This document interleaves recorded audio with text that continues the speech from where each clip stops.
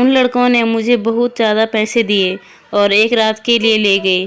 जब पांचों लड़कों ने मेरे जिस्म से अपनी हवस पूरी कर ली तो अचानक उनका छठा दोस्त भी आ गया, मगर वह जैसे ही कमरे में आया तो उसकी चीख निकल गई, क्योंकि हालत इंसान को सब करने में मजबूर कर देते हैं जिसके बारे में उसने कभी सोचा भी नहीं होता है। या यूँ कहें कि कभी कभी ज़रूरत से ज़्यादा ख्वाहिशें इंसान को ख़त्म कर देती है। और मैं भी ना कभी पूरी होने वाली ख्वाहिशों के सफ़र पर निकल पड़ी थी। मैं रात के 12 बजे से एक छोटे से कमरे में के बिस्तर पे पड़ी हुई थी और एक के बाद एक दूसरे लड़कों ने मुझे नोच डाला। दर्द अपनी इंतहा पर था, लेकिन यह सब कुछ मैंने अपनी मर्जी से अपनाया था। ना ही मुझे अपने कपड़े का होश और ना ही मेरे जिस्म पे उठने वाले दर्द का। दो ही लड़कों ने मेरा हाल ऐसा कर दिया कि मेरा सारा तन जख्मी हो गया। सोचकर ही मेरी आत्मा कांप रही थी कि और भी 3 लड़के मेरे साथ अपनी हवस पूरी करने वाले हैं और मुझे पूरी खुशी से उन्हें वक्त देना है। कभी कभी सोचा भी नहीं था कि मेरी ज़िंदगी में कोई रात ऐसी भी होगी। यह सब मैं एक भारी कीमत की वजह से कर रही थी, इसलिए पीछे हटने का कोई सवाल ही नहीं था। मेरी जिम्मेदारियां और मेरे घर वालों की ख्वाहिशें हैं मुझे उस रात पर ले गई जहां मैंने एक ही रात में 5 लड़कों के साथ रात गुजारने के लिए हामी भर दी। अब हालात में तो किसी लड़की के लिए ऐसा सोचना भी मुमकिन नहीं था, लेकिन मैं जिस जगह खड़ी थी वह मुझे फैसला करने से ज़्यादा वक्त नहीं लगा। वह एक सेहतमंद और तंदुरुस्त नौजवान थे जिनकी ताकत के आगे मैं कुछ भी नहीं थी। बिस्तर तक आने वाले दोनों नौजवानों के लम्हे मैं मुझ पर काबू पाकर पूरी तरह अपनी हवस का निशाना बना लिया। यह पहली दफ़ा था जब मुझे किसी मर्द ने छुआ था। दूसरे लड़के निकलते ही तीसरा भी कमरे में के अंदर चला आया। मैंने एक गहरी सांस भर ली। मैं थोड़ा वक्त चाहती थी, लेकिन इससे पहले उसने कहने लगा, इतना वक्त नहीं है मेरे पास, बाहर उसके और भी दोस्त इंतज़ार में बैठे हैं। उसकी बात सुनकर मेरी आंखों से आंसू बहने लगे। वह तुरंत ही मेरे पास से चला गया और मेरे आंसुओं को नज़रअंदाज करता अपनी सी देते हुए निकालने लगा। मैंने तन में बर्दाश्त की शक्ति अब ख़त्म हो रही थी। मैं बार बार उसे खुद से दूर करने की कोशिश करती, लेकिन वह उतना ही मुझ पर हावी होने लगा। ऐसा लग रहा था जैसे उसे इस खेल में मज़ा आ रहा। मेरा धक्का देने से पहले ही मुझसे ज़्यादा जोश मेरे करीब आता, इसलिए अब मैं उसे रोकने में गलती नहीं कर सकती थी। खामोशी से खुद पर गुजरने वाली इस क़यामत को बर्दाश्त कर रही थी। 1 घंटे तक अपनी वह प्यास बुझाता रहा। उसके जाने के बाद मैंने एक निगाह अपने तन पर डाली तो मैं कांप सी गई। जिस्म का कोई हिस्सा ऐसा नहीं था जहां जख्म मौजूद न हो। तीसरे नौजवान ने तो हद से ज़्यादा मुझ पर जख्मी कर दिया। जगह जगह उसके दांतों के निशान पड़ चुके थे और फिर उन बचे 2 लड़कों ने 1-1 घंटा मुझे इसी तरह अपनी हवस का निशाना बनाया रखा। उन लोगों को मुझ पर जरा भी रहम नहीं आया, और आता भी क्यों। उन्होंने एक बड़ी रकम के बदले मुझे मेरी एक रात खरीदी थी। वह तो अपना हिस्सा वसूल कर रहे थे और यह एक रात मेरी ज़िंदगी की सबसे घनी काली रात बन गई। मेरा हाल ऐसा था कि मुझे होश ही नहीं था। कुछ से करवटें बदलने के काबिल भी नहीं रही। आज ताज़ा तकलीफ से मेरी आंखें बंद होने लगी और अभी उन लड़कों ने मुझे बताया कि एक छठा दोस्त भी आ रहा है। मुझसे अपनी हिम्मत भी बाकी नहीं बची थी कि मैंने इनकार कर पाती, इस बात का विरोध कर सकती। मैंने लड़का कमरे में दाखिल हुआ और मेरे बिस्तर के करीब आए तो मुझे देखकर उसकी चीखें निकल गई। उसकी चीखें क्यों निकली वजह जानकर आपके भी रोंगटे खड़े हो जाएंगे। मेरा नाम प्रज्ञा है। मेरी उम्र 21 साल है। मैंने बीए फाइनल किया था। आज के दौर में ग्रेजुएशन कुछ भी नहीं होता।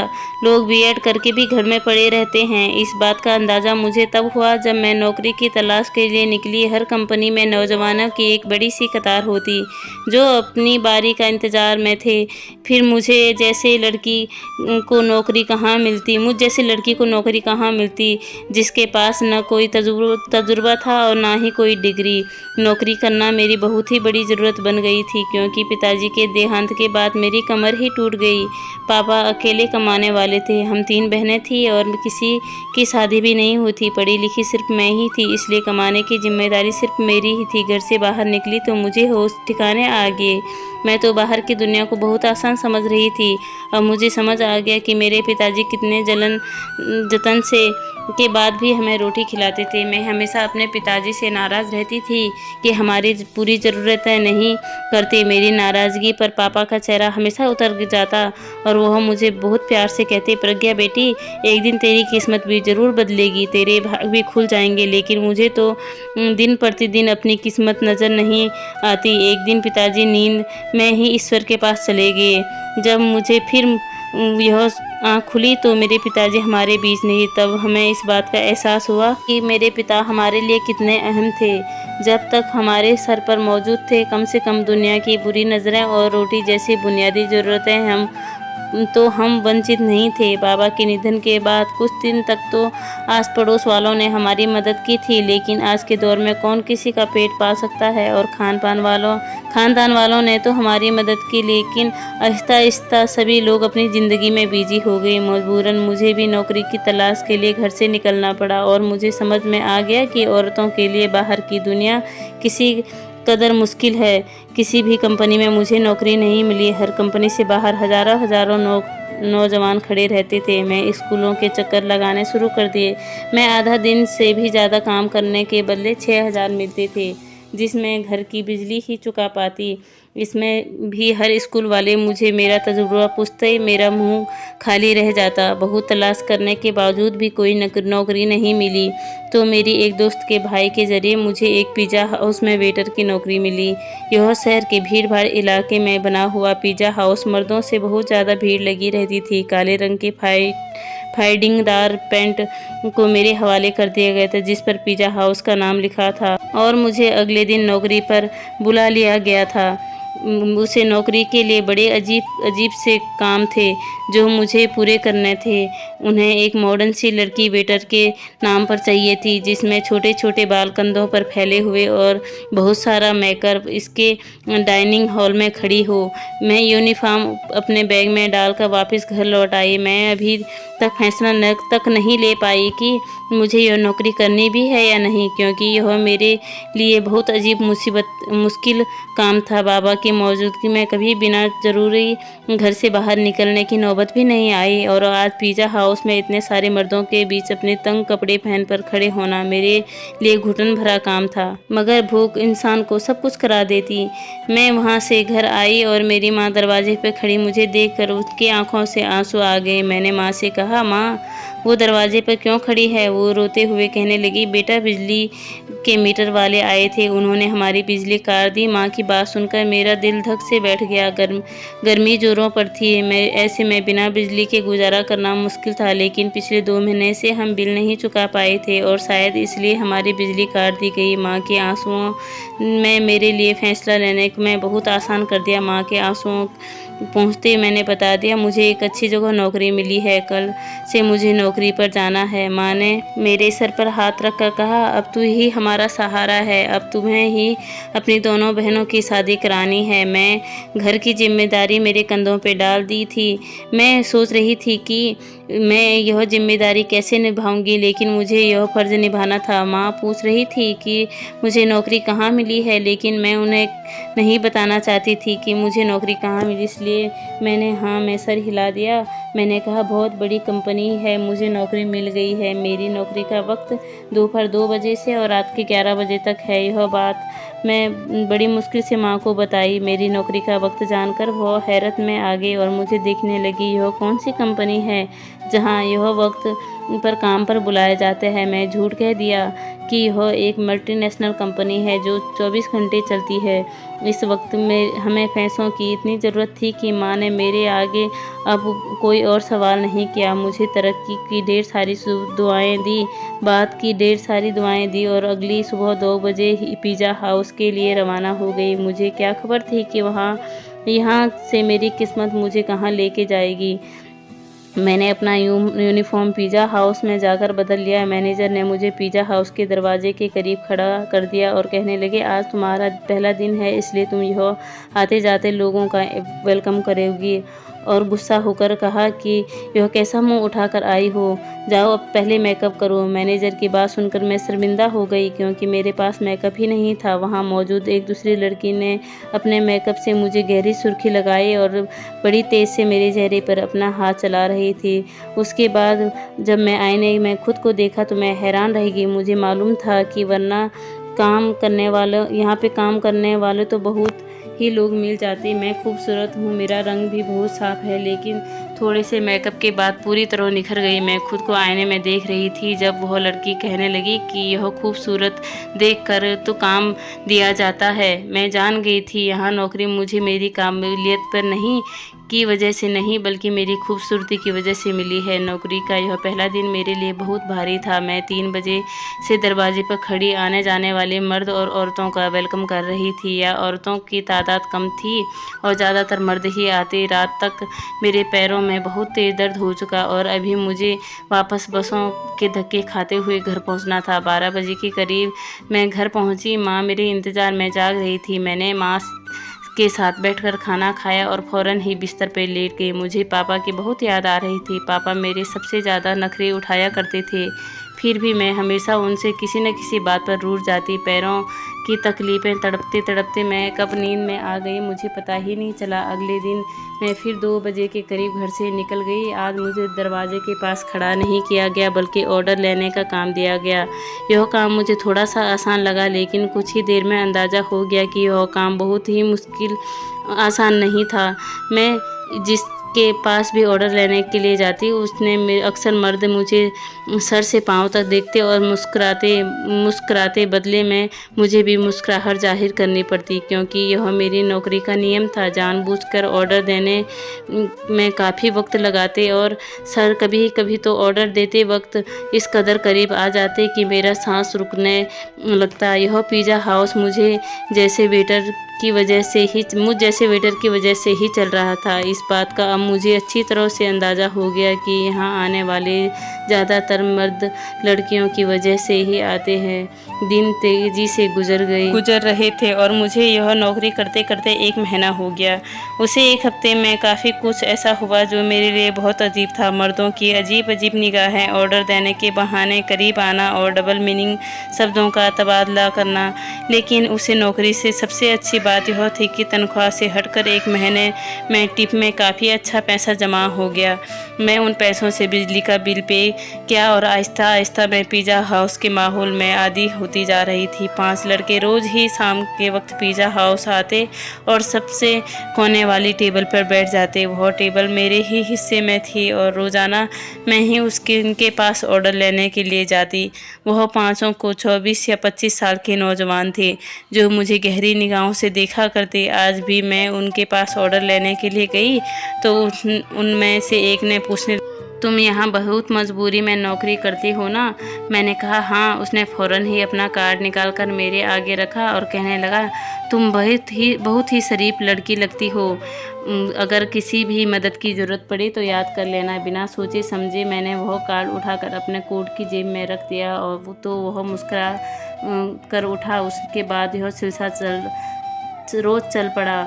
उस रोज़ उनका ऑर्डर लेने जाती और उनमें से कोई ना कोई मुझे कोई सवाल पूछ लेता। रोज़ाना होने वाली मुलाकात की वजह से हम थोड़ी फ्रेंडली हो गई। दूसरा महीना भी पलक झपकते ही गुजर गया और फिर माँ एक दिन मुझे बताया कि तुम्हारी बड़ी बहन के लिए बहुत अच्छा रिश्ता आया है और वह लोग जल्दी शादी करना चाहते हैं। माँ की बात सुनकर मैं परेशान हो गई, क्योंकि अभी तो मैं घर का खर्चा भी अपने कंधे पर उठाया था। शादी की जिम्मेदारियां का तो मैं सोच भी नहीं सकती थी। माँ कहने लगी, तू अपनी कंपनी से लोन ले, इतनी बड़ी कंपनी है, लाख रुपए तो लोन मिल ही जाएंगे।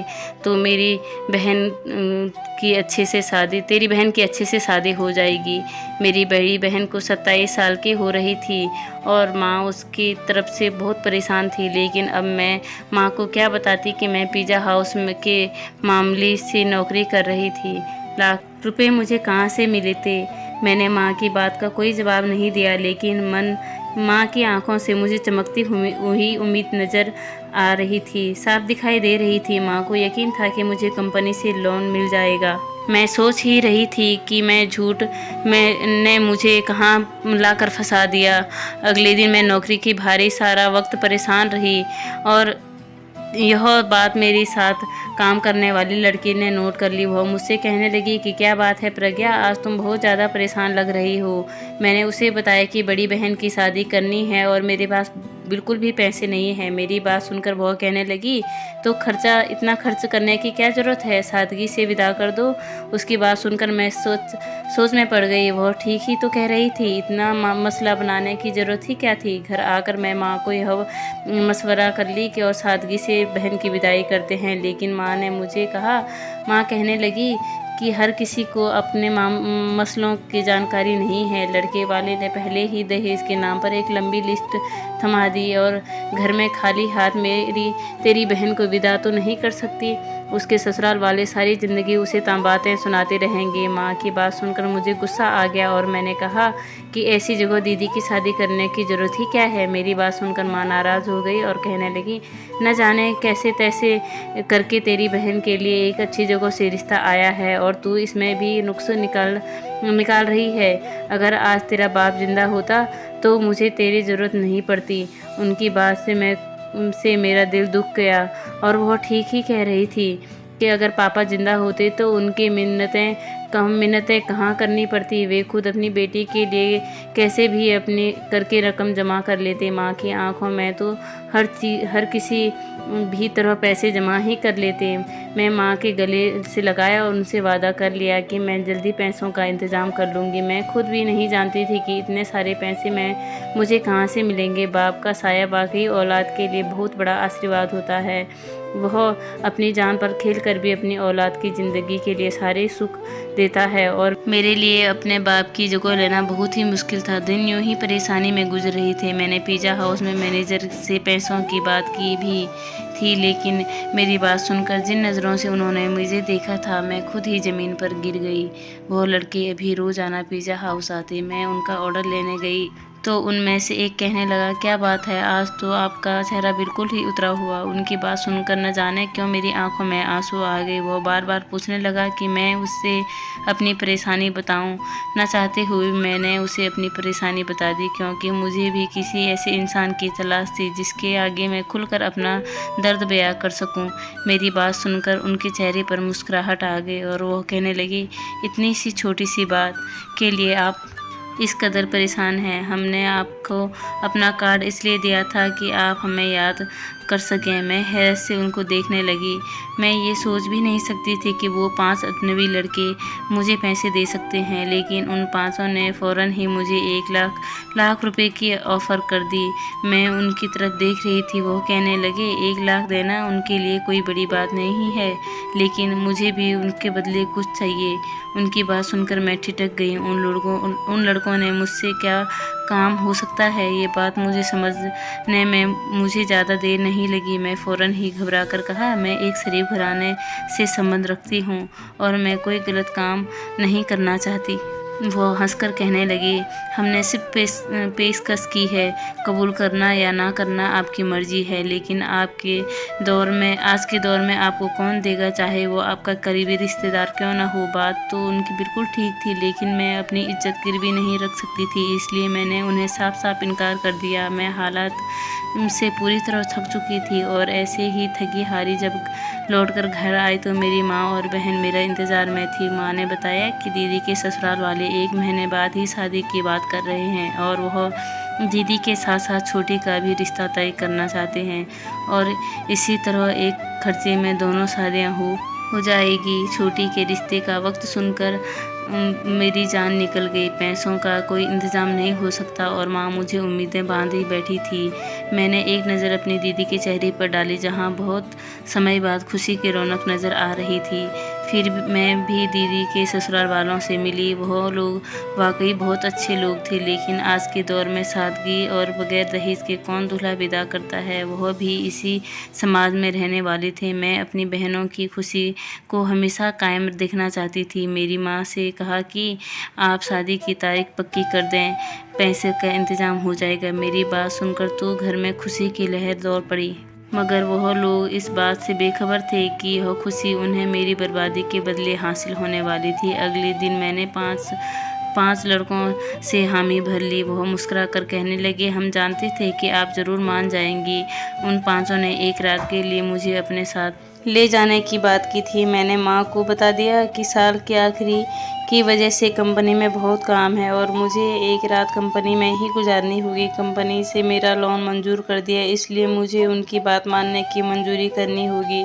लोन पास होने की बात सुनकर माँ इस कदर खुश हो गई कि उन्होंने मुझे रात रुकने की इजाज़त भी दे दी और मैं पिज़्ज़ा हाउस से छुट्टी होने के बाद उन पाँचों लड़कों के साथ चले गए। उन पाँचों ने मुझे अपनी दरिंदगी का निशाना बना डाला और जब छठा लड़का अंदर आए तो मुझे देखकर उसकी चीखें निकल गई, क्योंकि पूरा बिस्तर खून से लथपथ था और मैं अपनी ज़िंदगी की शायद आखिरी सांसें ले रही थी।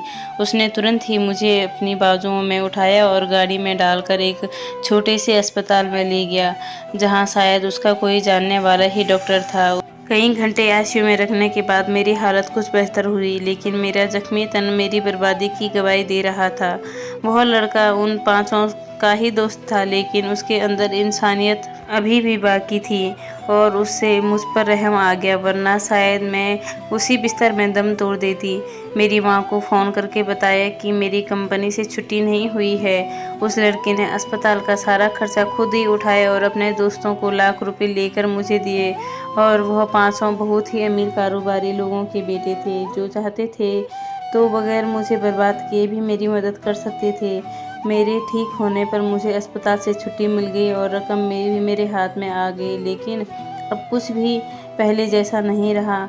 उस लड़के ने मुझे अपनी फैक्ट्री में नौकरी की ऑफ़र दी और यह यकीन दिलाया कि मैं वहाँ इज्जत से नौकरी कर सकूँगी। आज मेरी दोनों बहनों की शादी हो गई और मैं अब उस लड़के की फैक्ट्री में नौकरी कर रही थी। एक बात मैं अच्छी तरह जान गई थी कि आज के दौर में बगैर किसी मतलब की मदद करने वालों लोगों की आज ना होने की बराबर है। हमेशा नौकरी करने वाली लड़कियों को इज्जत की नज़र से देखें, क्योंकि वह बहुत ही मजबूरी का हालात से अपने घरों से निकलती है, चाहे वह फिर तंग कपड़े पहनकर किसी पिज़्ज़ा हाउस के दरवाजे पर ही क्यों न खड़ी हो। दोस्तों, मैं आशा करती हूँ कि आप लोगों को यह कहानी पसंद आई होगी। अगर आप लोगों को यह कहानी पसंद आई है तो प्लीज़ हमारे चैनल को लाइक एंड सब्सक्राइब ज़रूर कीजिएगा एंड बेल आइकन दबाना बिल्कुल भी न भूलिएगा। धन्यवाद।